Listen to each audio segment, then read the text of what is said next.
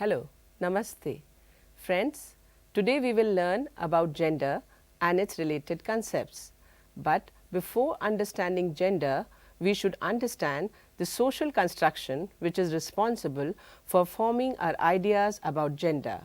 Social construction is a continuous process in which all individuals and the social processes play a part. For example, when a baby is born, it is wrapped in a piece of fabric. So, can we make out if the baby is a boy or a girl? We cannot. But as they grow up, we begin to differentiate between a boy or a girl through various ways like the differences in clothing, the activities they do, the toys they play with, the sports they generally play. Like in a playground, we generally see boys playing football and girls playing kho-kho. Such differentiation can also be seen in the roles and responsibilities that they are assigned. So, friends, we see there is a biological difference between boys and girls at the time of birth. But as they grow older, they begin to assimilate different attributes, roles and responsibilities due to the socialization processes which begin right from the family. Thus, gender is an example of such socialization processes. So, what is gender? Gender refers to a socially determined and culturally specific difference between women, men and transgender. You must realize that the definition of gender is also created by the society. Gender is perpetuated through family, schools, advertisements, media, market, etc. Therefore, it can vary across societies and over time. Further, gender can be impacted by the factors such as race, class, religion, ethnicity and disability. So, friends, now let us understand what is sex. Sex refers to the biological difference between women and men which is given by nature and is constant. It does not change across family and time. Thus, friends, sex and gender are two different concepts. Sex pertains to the biological difference between boys and girls, and gender is a socio-cultural difference between boys and girls, men and women, which is given by the society. There is another aspect of gender. It is also important to know that gender is just not confined to boys and girls. There are also some men who are born with male bodies, but they feel, dress and behave like girls and women. Similarly, there are women who want to dress, act and behave like boys or men. They are categorized as transgender persons, and their behavior, role and attributes are also determined by the society. Thus, our gender identities determine how we are perceived and how we are expected to behave as men, women and transgender. Now, let us reflect on certain important points. Do you think gender roles are fair? Does the fact that we are treated differently based on our sex prevent us from reaching equality? Or are we treated differently because we are different in nature? Friends, since schooling plays a very important role in our socialization, we need to understand how gender and its dimensions operate in schools. The teachers are an important stakeholder in the schooling process. We will discuss their role in making classroom gender friendly and inclusive.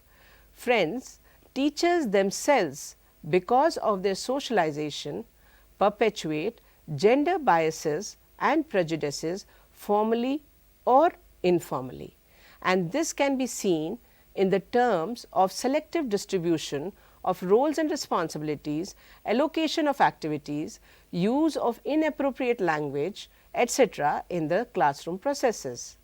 Such an attitude creates low self-esteem and feeling of alienation among girls, which in turn affects their level of participation in the classroom activities. So, it is here that the teacher can play a meaningful role. The teacher must take care to make the teaching learning environment participatory, where girls are also involved actively in the learning process. So, how does the teacher go about it? The teacher should first identify the gender differences in all schooling activities and then plan and implement the activities in the classroom and outside classroom accordingly. This will surely create an enabling environment where all students, including girls, can share their experiences, question existing prejudices and stereotype, and work out suitable solutions based on discussions and debates. During the teaching of subjects, teachers should also take care to emphasize the role of women's participation in socio-political and economic processes. Another important effort is giving example of appropriate role models to motivate learners. Friends, now that we have discussed the important role of teachers, let us now understand what is hidden curriculum and how does it operate. Curriculum, as we all know, largely includes all the essential and appropriate knowledge taught formally in the school. However, there are certain aspects that are taught informally in a school system, and this is what is called the hidden curriculum. So, what does this hidden curriculum include? This includes behaviors, perspectives and attitude that students pick up unknowingly in the schooling processes. We must realize that it is what students absorb in school which may or may not be a part of the formal course of study. Gender inevitably becomes an element of this hidden curriculum. It gets transacted through the organizational arrangement, including the division of physical spaces within the classroom and the school on the basis of gender, assignment of different tasks to boys and girls, rituals and practices in everyday school activities, system of reward and punishment based on gender, disciplining of boys and girls through different strategies, labeling patterns of teacher-student and student-student interactions. Even the physical spaces provided to the boys and the girls in the school are gendered. So, if the hidden curriculum is not addressed by the school, both boys and girls will continue to internalize gender roles and responsibilities assigned to them, which perpetuates gender biases in the society. Friends, apart from teachers, principals are another important stakeholder in the schooling processes. They have the primary role of establishing a gender sensitive school management system. So, how does the principal ensure a school environment which is gender sensitive and gender inclusive? The principal should encourage gender equality in the school's governance and operations. It should be mandatory for the principal to sensitize all the staff members, including the supporting staff, on issues related to gender. The principal can also critically examine gender stereotypes in the behaviors and actions of parents and community members in matters relating to the school and sensitize them accordingly. Schools should have gender sensitive physical facilities like separate functional toilets, sufficient restrooms, availability of water, sanitation facilities and sanitary pads within the school complexes. They should try their best to support teachers to make classroom teaching learning processes more gender inclusive. Teachers should be made to use gender sensitive language. They can play a significant role in ensuring the participation of both boys and girls in various activities of the school.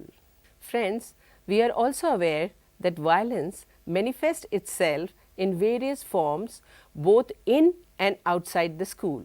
It is mandatory for the principals to develop a zero tolerance policy towards any form of violence. It is important to organize self-defense training for both boys and girls. There should be regular arrangement of guidance and counseling services for the students. It is the responsibility of the school management and principal to formulate, implement and monitor rules and regulation that will make the school environment gender sensitive. Thus, having seen that how gender operates at various levels in the schools, the role of teachers and principal assumes significance in gender issues. Thank you.